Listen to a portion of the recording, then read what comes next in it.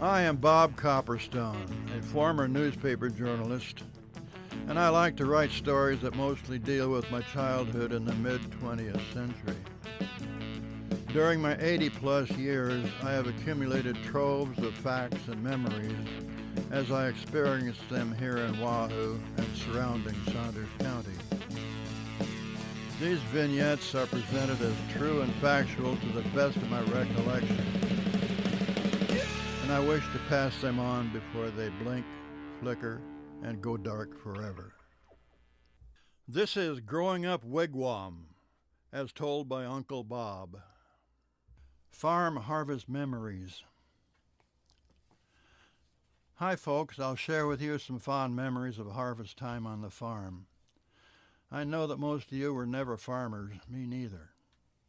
But thanks to my Aunt Clara and Uncle Jerry Bartusek, the seeds of farm memories were planted deeply in my young mind, and I'm gleefully reaping their harvest today.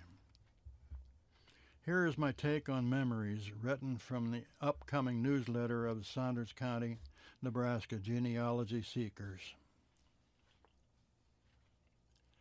My favorite adventures as a young boy were not at any sleepover camp, but at my Aunt Clara and Uncle Jerry Bartusek's farm, especially during harvest time. Often, I and my sisters, Rochelle and Janie, went there in the summertime. We were set to work. Bringing in the harvest bounty took a lot of sweat and toil out of this pre-teenager. I realize today the work ethic learned on the farm helped me as I morphed into adulthood. The farm was just north of Ceresco, skirting the old Highway 77 stretch that was abandoned to become a gravel road because the new highway had shifted further east on its way to Wahoo. Like hundreds of other farm dwellers in Saunders County, Clara and Jerry and my older male cousins would come to Wahoo on Saturdays to buy groceries, visit and gossip, drink beer, play pool, watch the livestock auctions at the sale barn down by the fairgrounds. At the close of any Saturday night, I had the option of hitching a ride to the farm and staying for a week or more. Whenever I took that opportunity to break the monotony of a long summer vacation in town, I knew I'd be put to chores from the time the roosters first crow until I dropped bone weary into one of Aunt Clara's feather-ticked beds. My stern Uncle Jerry, who always scared me and my young cousins a little bit, seemed to tolerate me when I grew older. At least he didn't scowl at me too much as I became useful farm laborer. I learned later that Jerry, originally Jaroslav, as a young immigrant from Moravia in Eastern Europe, had survived really tough times there as well as in America. To boot, he was a Great Depression survivor during the dirty 30s. By the time I came along, he had hardened into a taciturn, gruff man who did not suffer little children lightly. Later, after I quit being a child, I was startled and delighted to discover him to be a friendly, delightful man with a quick, roaring laugh. I had to keep reassuring myself he was indeed the same scary, scowling Uncle Jerry. I stayed at the farm most any time of the year, but it was during harvest that I was most useful, worked hardest, and remember best. The toughest chore for me was shocking the oats crop. The farm still worked horses at the time, so part of the bottom northeast field was planted in oats. The grain would either be fed to horses or sold.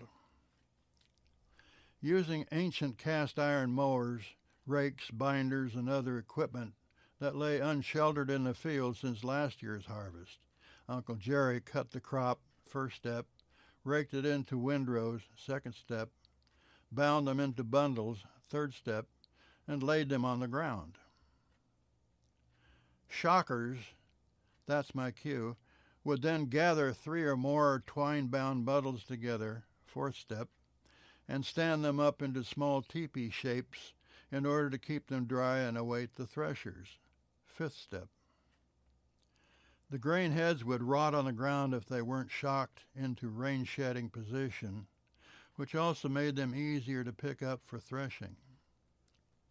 We would spend all day in the ripened fields under the burning sun. Lunch breaks were welcomed, and we'd trudge back to the farmhouse for Aunt Clara's cooking. During harvest, she toiled nearly non-stop over her hot kitchen's cast-iron, cob-burning stove. She'd churn out 4 meals a day, one after another, to fuel the harvest crew. Breakfast at sunup or before, lunch about 9:30, dinner at 2, and supper at sundown. Soon enough, we were finished shocking and had the oats prepared to be brought in. The following Saturday, I rode the farm family back to Wahoo. I was thoroughly work-wearied young boy by this time, but I carried with me a satisfied sense of harvest job well done. It had felt good working side by side with adults who considered me their equal at the chore, smiling approval at my efforts. Uncle Jerry even gave me a bit of a grin as I got out of the car and said my goodbyes. That serene sense of accomplishment would linger with me until the following autumn, when the call of the harvest would again beckon me to, quote, go out and shock them oats. Fragrant cattle and cafe stir sale barn memories. Today, Lee Molly's Branding Iron Cafe in Wahoo is a popular place at the livestock auction site near the Saunders County Fairgrounds. But I wonder who remembers the building's roots in mid-century Wahoo. As a small boy, I and my cousin Gary Kratchman used to poke around on Saturdays. We called it simply the sale barn. On weekdays, I would dig for earthworms in a ditch on the west side of the building to bait my hook for bullheads in the Sand Creek near Dance Island. Saturdays were big deals at the sale barn. Farmers would buy and sell livestock, chat with the neighbors, talk crops, get breakfast or lunch, and watch the auctions. This is where today's Branding Iron Cafe building intersects with my childhood's oral history.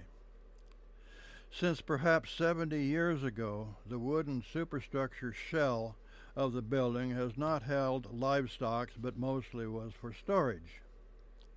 The building is nearest East 1st Street, in front of the actual auction barn itself. It was originally open at both ends, kind of like a corn crib, with a pathway down the middle and individual stalls along each side.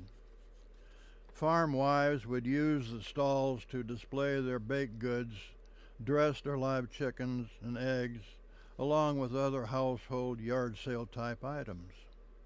After the auctioneers finished selling the livestock, they would move the sale to the front building, walking down the aisle and selling from the stalls. Hardly a trace of the building's livestock past remains today, from floor to roof. And that is a good thing. There is enough built-in nostalgia for its cafe past to be worthy of preservation. I liked the idea of the building iron's location, smack in the rural atmosphere that bespeaks heavy farmers and cattlemen's hard toil and sharp appetites. That's probably why one of the state's famous restaurants, Johnny's Cafe in Omaha, has been able all these years to attract customers to dine in the same neighborhood as the once fragrant Omaha stockyards. Today, what's left of me and my childhood applaud Lee Molly and her worthy business enterprise in Wahoo.